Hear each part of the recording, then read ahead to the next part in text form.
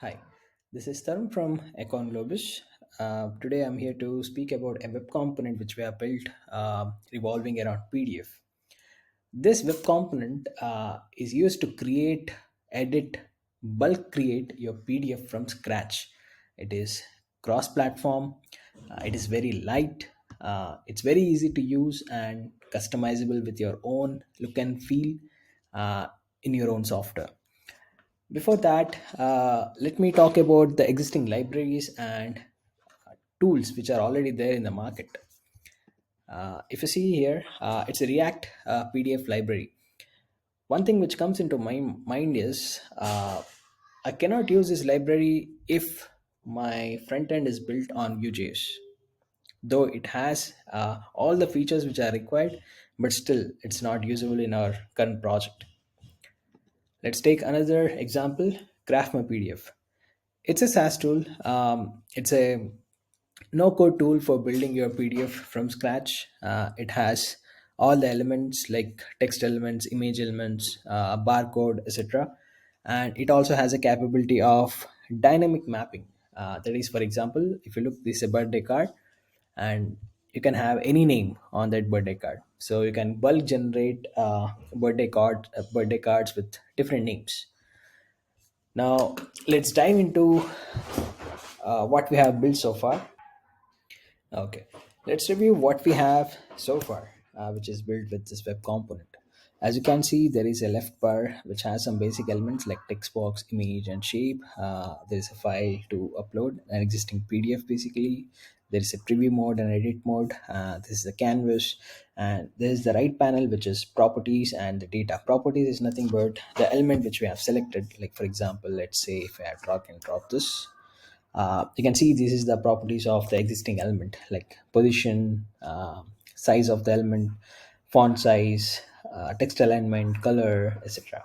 Right now, let me upload a existing job application which I have. Let me select that application. Now let me add some dynamic data property over here. I'll use the same text box. I'll just beautify this a bit with the height 30, with border as 0, with border color as white, and let me drag and drop it at the correct position, and let me add the dynamic data property as full name. And as you can see in the data section, this is auto recognized. Let me add a name to it, and I'll just go to preview mode. As you can see, the data property has been applied. Now I'm just generating the PDF. I'm hitting download. Uh, as you can see, the PDF. This is the modified PDF, which the we have an existing PDF which was uploaded, and on top of that, we have added some elements, and this is the modified document which you got. Now let's say we want to bulk generate the same PDF but with different applicant's name. So let's do it. I have an existing API already with me. This one will take three properties. One is the file path, which is nothing but the location of the file or the input PDF which we want to give. There is a second property called as elements. These are nothing but the properties of the elements which we have. Like for example, in this case, we have dragged and dropped the text element with some predefined properties, which you can see over here. These are nothing but this. And as you can see, we also added a dynamic data property to this text element, which is nothing but this. Now this is regards to elements. Now there is another third property which is called as variables, which is nothing but all the data binding properties which we have. We are just providing a JSON of it. So let me change the name so that it can be clear. Let's add Ankit, and I'm hitting the send.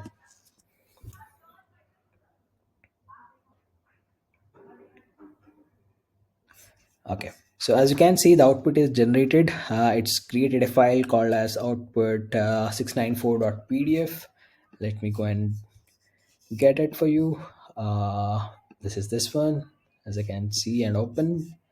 Yeah, this is the dynamic property which is generated with the name Ankit. So let me also create another one. Let's take another example, Piyush Kumar, and have sent it.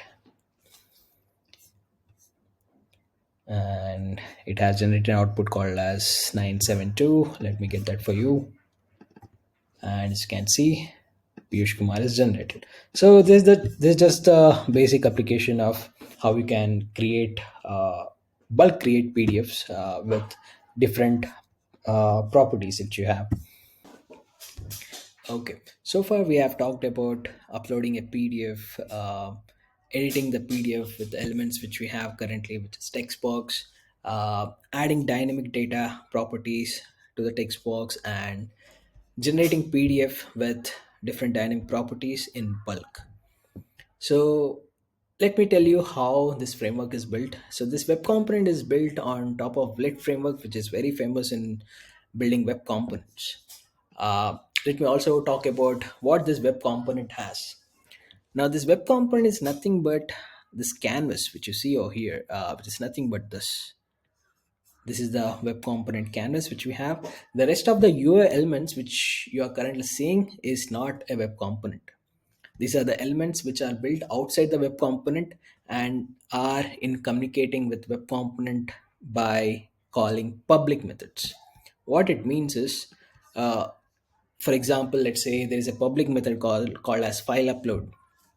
You can call that function and bind that function to your front end framework whichever you are using, and you can upload a file. Or let's say if you want to add a text element, there is a function called as add element. You can pass the properties which is type text and other properties which are necessary, and it will add that element. You can also change the properties, you can also download the PDF. So all the public methods which are necessary in manipulating or creating or adding any elements within this canvas, that's already there. This is how powerful it is.